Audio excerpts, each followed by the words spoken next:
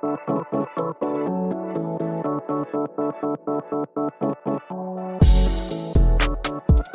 right, guys, welcome back to Closings and Coffee, our second episode, our Number two.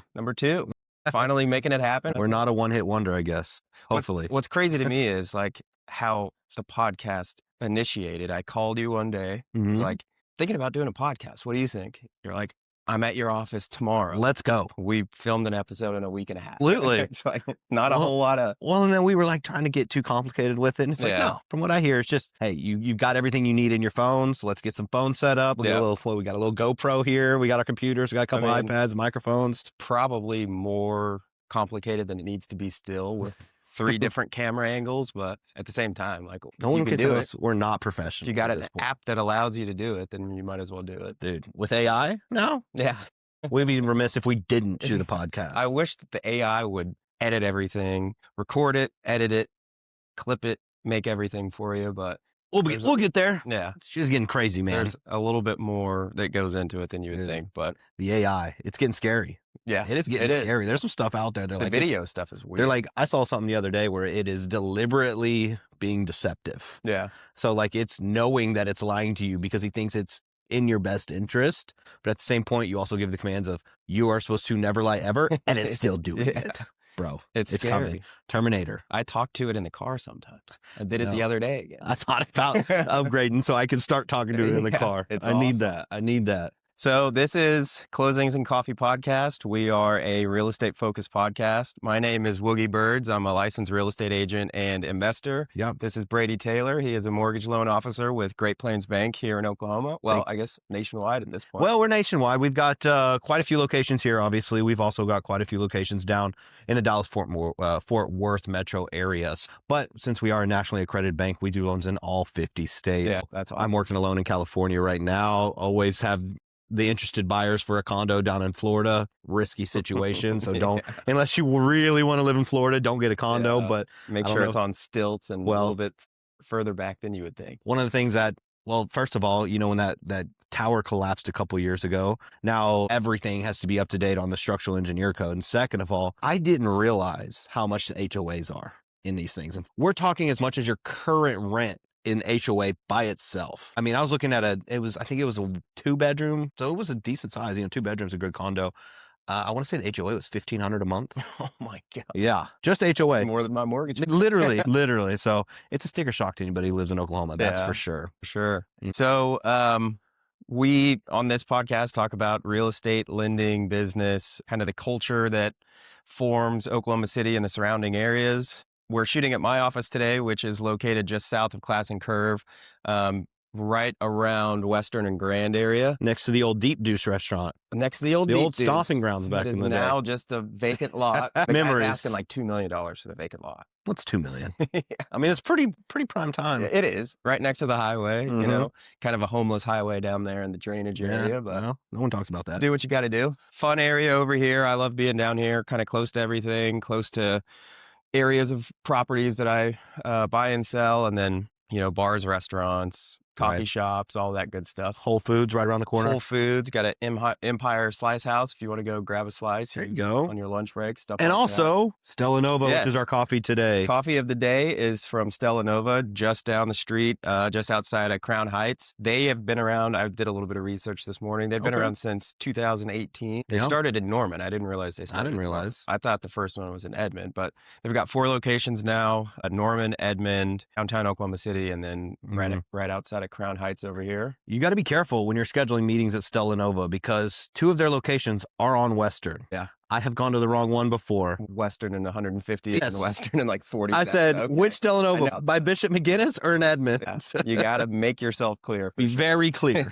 Okay. I'll be there in about 25 minutes. Where are you at? I'm here. Oh, yeah. Lovely. So I love their coffee. They have great stuff. And the vibe in there is kind of like a Starbucks, honestly. Like they kind of just copied and pasted Starbucks. But it's a local business. They source a lot of local beans and it's kind of small batch. So you're not buying coffee from a giant it's a perfect meeting place. Yeah. Perfect. Absolutely. There's plenty of room. Sometimes Starbucks can get a little cramped depending on the location you go to. But They have communal tables in there. I love Stellano. Yeah. That's perfect spot for meetings. It is. I mean, super good. which if you walk in at 9:30 on any day, it's probably about 65% just real estate professionals. Absolutely. I was in there a couple of days ago too, and it's like people with laptops, tablets, Mhm. putting together presentations, doing Oh, yeah. whatever. And then there's always just like there's this cooler old guy who's got a badass C8 Corvette that's always up here at the Western one. Mm. So it's like he kind of just sits outside and drinks coffee and rips off in his Corvette whenever he's done. That sounds like the life. Yeah. Can we just get there? Yeah. I just want to go drink coffee and rip around in my Corvette. Give it about 20 years. Maybe one of those down there. Yeah. I'll take one of those. I'd take the 911 F50. Maybe the Enzo. Yeah. Go with that. Yeah. A couple $1,000,000, all it takes. Not too bad. So what are we talking about today? So, I mean, I wanted to discuss a little bit of everything. I kind of wanted to ask you, I know you're doing a lot of stuff, a lot of loans right now. And I wanted to ask you kind of what you're seeing in the market, price points, loan options, what you're working on right now, if you got any fun deals going on. Oh my God. Well, that's the thing in real estate. Everything is unique. There's never not an interesting time. If you're bored in real estate, that means you're not busy enough. Man, I'd say I was looking at my numbers just the other day. I'd say my median house price is around 275, so 280 or so. So nothing crazy. Nothing crazy. I'd say I do probably 50-50 of first-time home buyers and, people looking to either upgrade or, get another room. They're having a baby or something like that. So refinances are still off the table, really. Yeah. Rates have not improved enough, but they are on the horizon, which that may be another podcast all in itself. There are techniques that we're using that do make the actual loan process a little more interesting to try and future-proof yourself for when those rates drop. But I'd say, man, like I said, 50-50 probably first-time home buyers. 75% of those first-time home buyers are using some sort of down payment assistance, grant funds, things like that. I was just telling you about when I had closing last Friday. It was a smoking deal for this borrower. Yeah, it sounds like it. First of all, he got it hooked up. He got a check back at closing. Oh, you gotta love that. He got a check back at closing. You buy a house and you make money, it's a good I've situation. had one deal like that where I bought a duplex and walked with $15,000. Yeah, I wanted. It wasn't like that. It was a small check due to stipulations with this grant program. But first of all, we got a grant program, which it rolls around the first of every year, lasts probably about 6 months or so. So it's about tapped out. But he got $15,000 for just a 5-year forgivable grant to cover his down payment assistance and any closing costs that came up on top of that. So, quick question. Is that like a government grant? Where does that money come from? That grant is from it's called FHLB, which is the Federal Housing Loan Program, something or other, but it's based through Bank of Topeka. Okay. So Topeka, Kansas. So random, but not a whole lot of people have access to it. So we're one of few lenders in Oklahoma that are offering that through Great Plains Bank. Yeah. So like I said, there's multiple different options. There's a $12,500. There's a $15,000 one.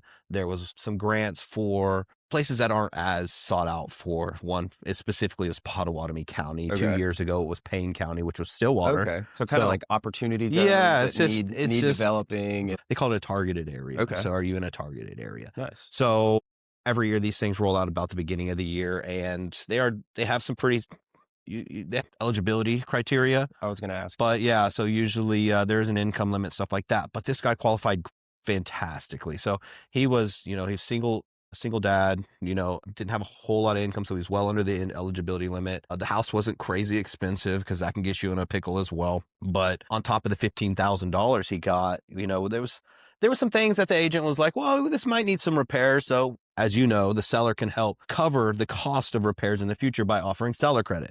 So they negotiated $9,000 in seller credit to cover repairs. And then also a brand new roof was installed. You can't go wrong with that. 3-bed, 2-bath, like 1,600 square foot. I think he was up in Piedmont, and $24,000 to play with. So basically, he covered his entire down payment, his entire closing costs. We had money left over still. I told the agent, I go, I don't know how expensive these things get, but go find the most expensive home warranty you can find. And it wasn't crazy. It was about $1,700.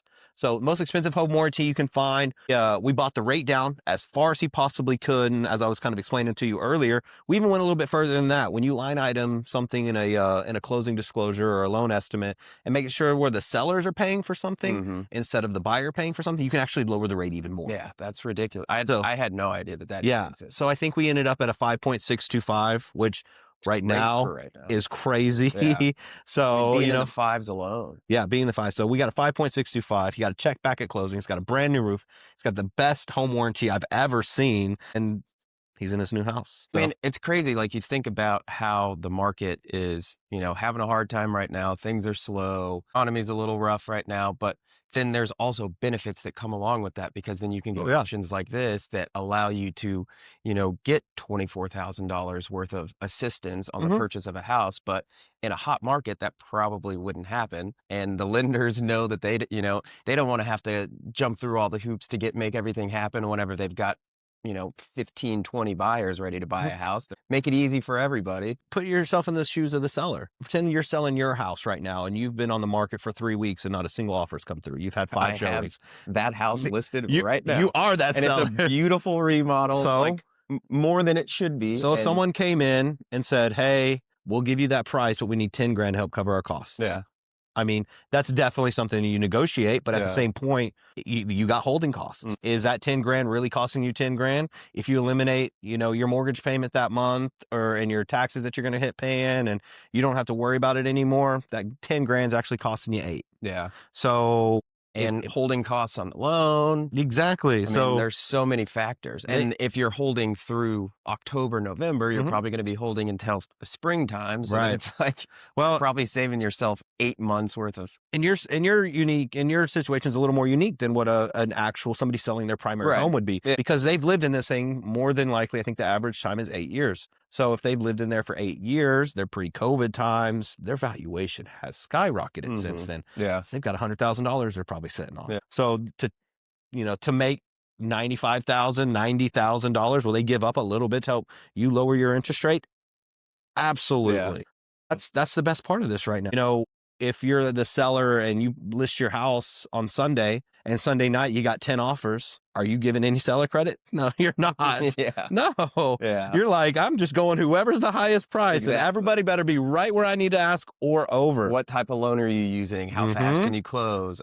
Those are the important questions in a hot market. And now it's like, well, we'll think about it. And what's going to happen if interest rates drop? 2%, 1%. I mean, Trump's over here talking about 3%. Yeah. That's not going to happen. Yeah. But if it drops 1% and our conventional rate goes from 6.875 to 5.875, our FHA rate goes from 6.5 to 5.5, you can buy that down into the 4s potentially. I mean, it's going to go gangbusters. I mean, it's a good buyer's market right now. I mean, I'm going to go show some of our friends a couple of houses this afternoon, and they bought a house before COVID, put a little bit of money into it, have good equity in the property now. They got married last year. They're looking to, start a family here in the next couple of years, and they don't want to be in a 2-bedroom in the village. They want some space, and they're kind of, we call that a life event. Well, I mean, it's especially like people who want space and want a little bit of acreage.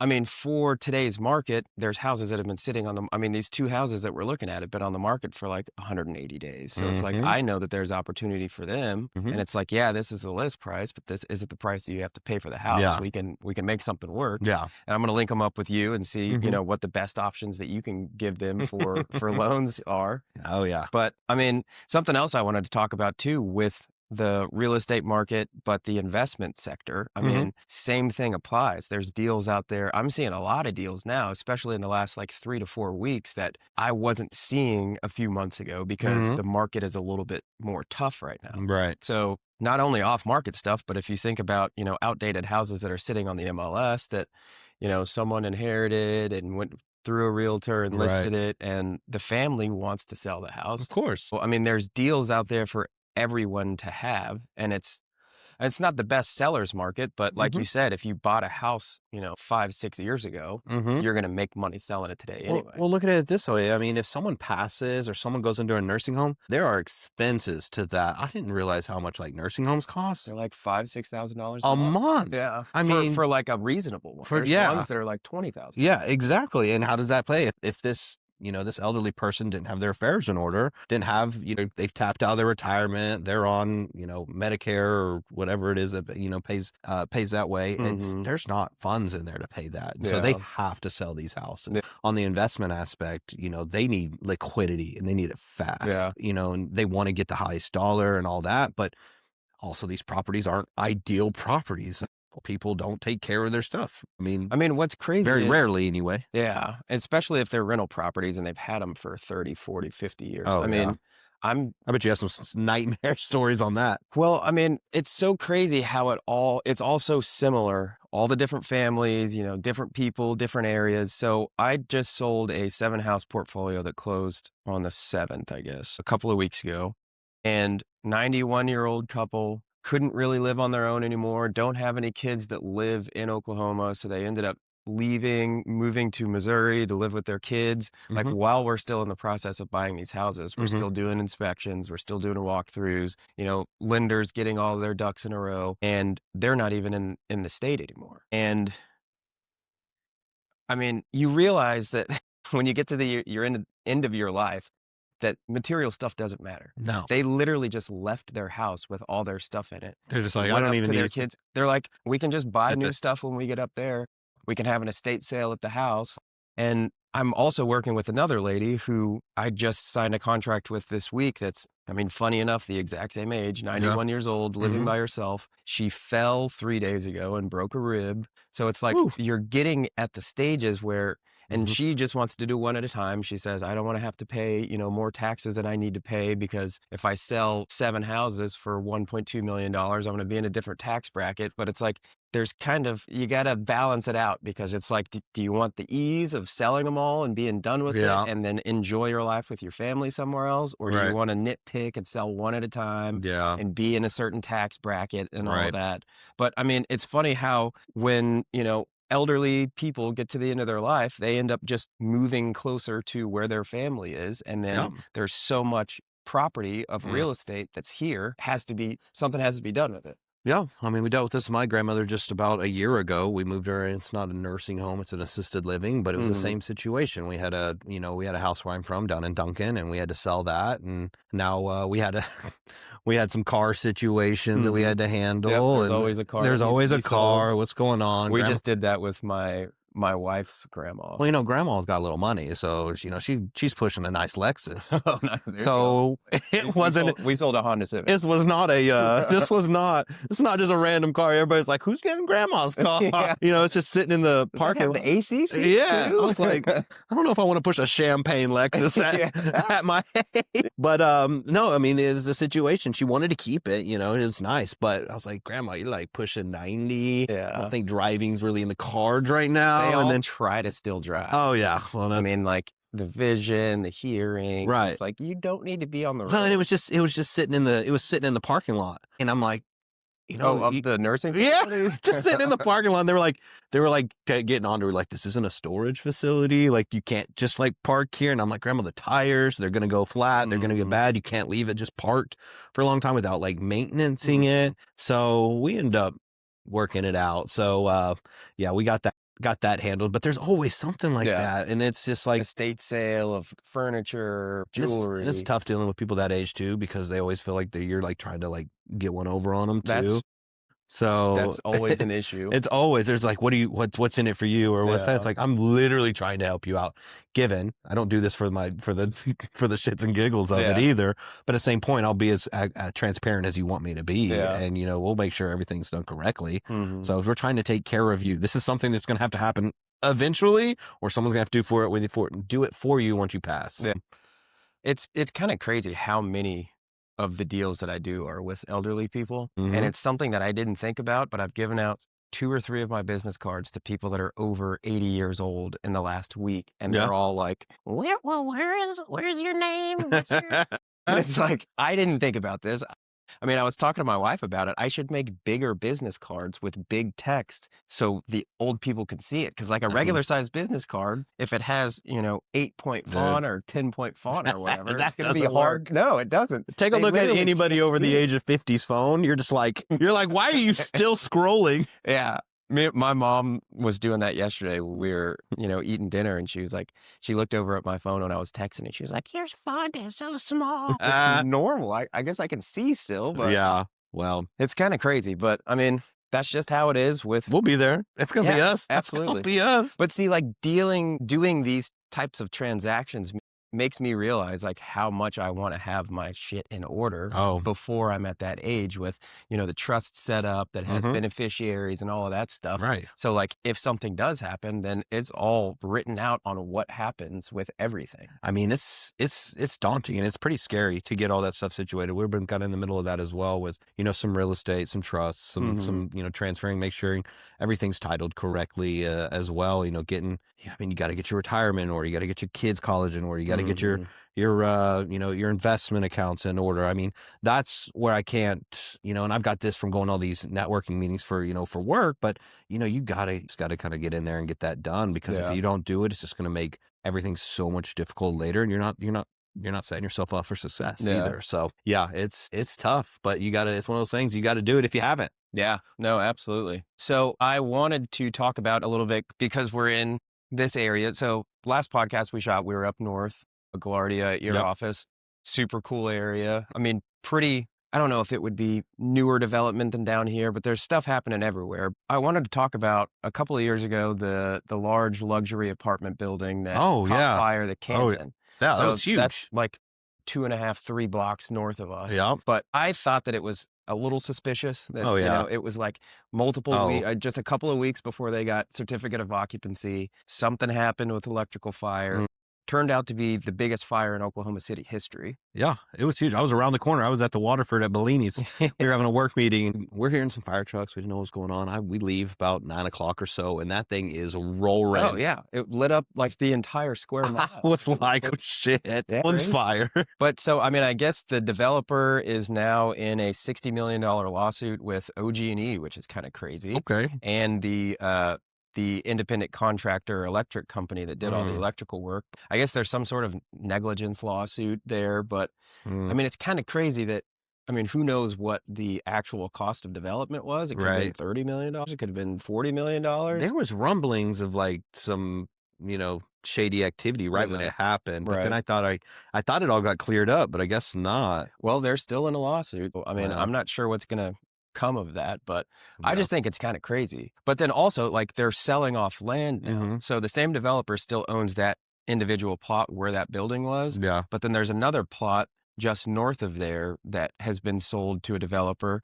And Mhm. like, weird story. So I've got a tenant that kind of has the history of not paying on time for Tenant. a month or two. And it's Yeah. happened. She's been my tenant for 5 years. It's probably Right. happened 3 times. And it's always some excuse about some sort of identity theft. The bank account got shut down. Or we don't have access to our funds, all of this Right. stuff. So we were in that situation last month. And I get a call from some, I guess it was a Tulsa area phone number. Mhm. Wasn't potential spam. So I figured I'll pick it up, see who it is. Right.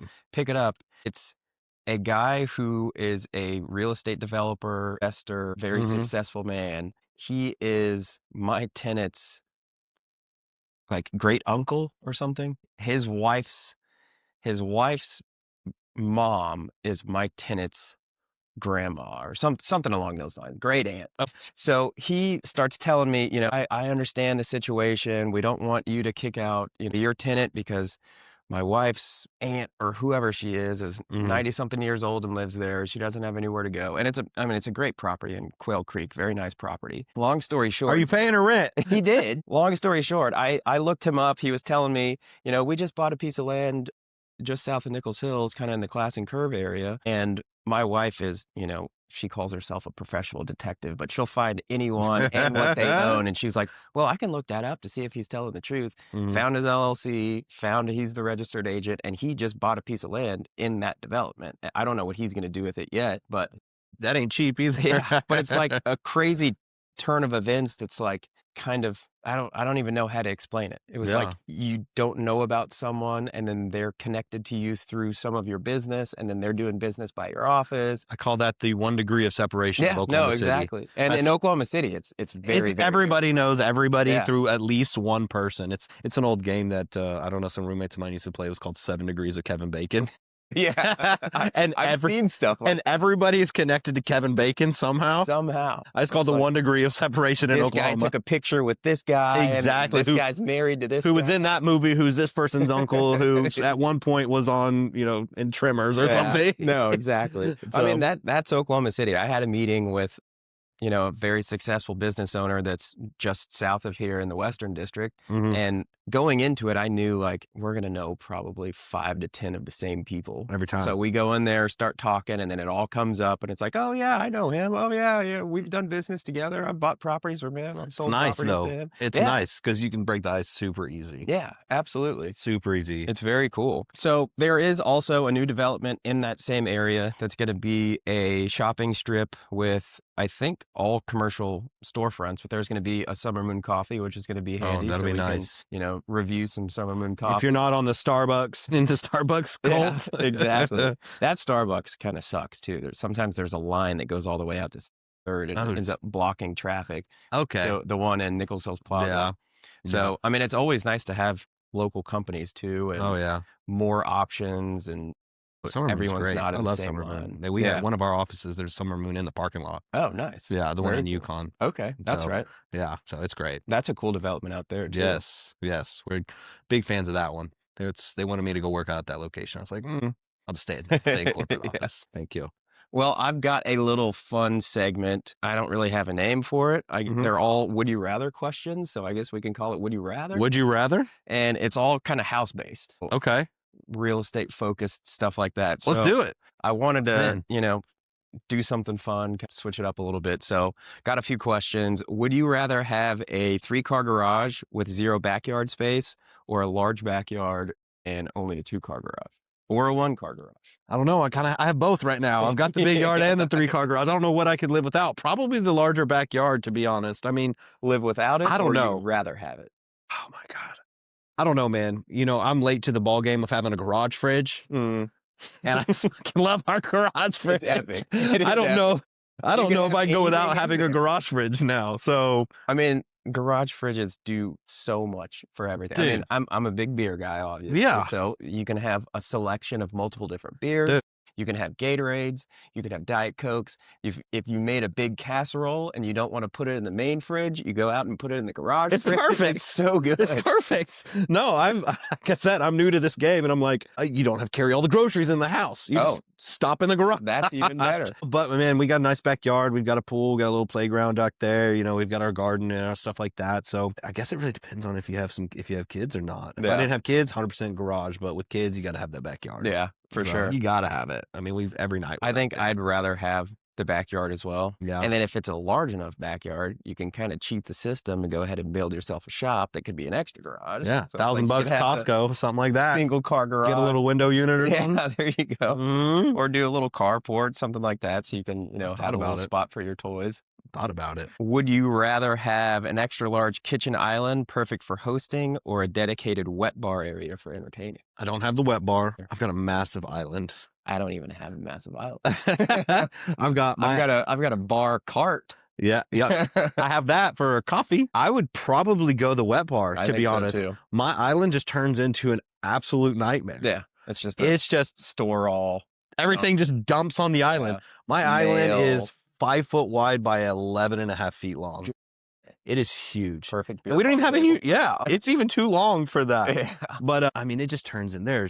You cannot keep it clean. It's so large that we actually use one side of it to fold our laundry on, because our laundry room that's not a bad move either. It's pretty clutch. If it's right next to it, you might as well. So I mean, I love the large island, but having that dedicated wet bar, yeah, I would like. You that can kind of too. turn in like a pseudo office, maybe. Little wine fridge. I don't know. I just want to drink all the time though. That's the. I'll be like, let's pour a scotch here with this. You got to have offer. it be able to close. So then you can't see it, and then you don't have your bourbon fall on your name. That'd be so.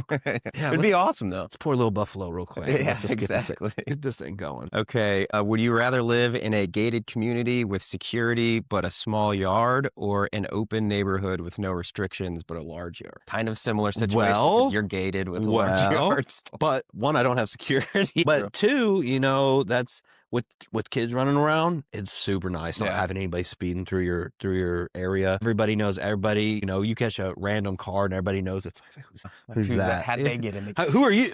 One of Probably those me, and I'm situations. looking for where the bass are. I'd probably go gated community because usually when it's gated community, you have a play area. You can kind of supplement having not a large yard with having, you know, your common area, which you pay for with your HOA.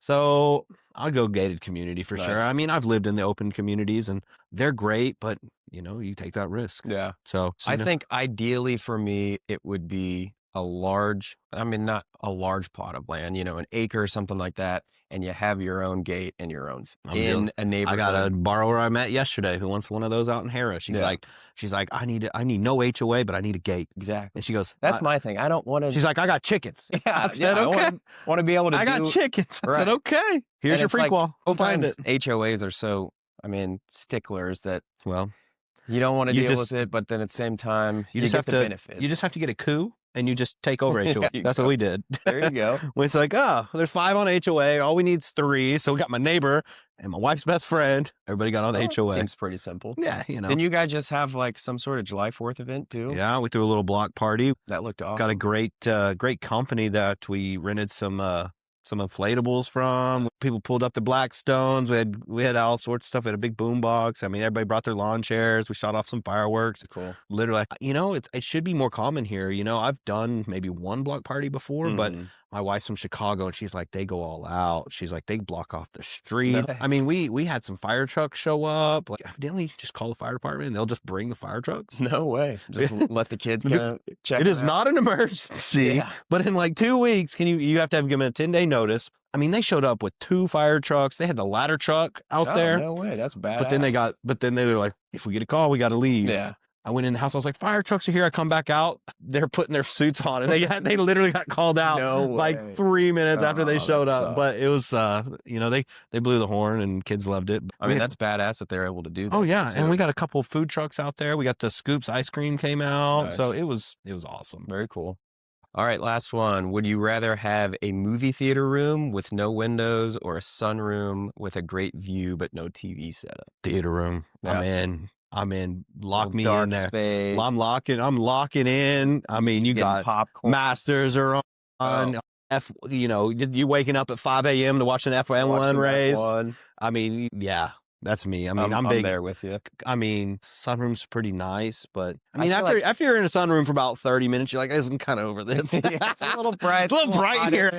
Like, I would like the sunroom for mornings. Yeah. You know, drink my morning coffee. Things, afternoon. Like, yeah, I'd like to go into a dungeon and watch some movies and eat some popcorn. that's you know? where I'm at. That's where I'm at. And I feel like with the theater room, like you said, Masters, you could have a multi-screen setup where you're watching every single shot of the Masters. We were talking about this with a buddy of mine just the other day. He was like, you know, I got my theater room, but you know, we need to start coming over more and using it. I was like, Absolutely. I go, all you got to do is just go buy a golden tee and I'll come over every day. Yeah.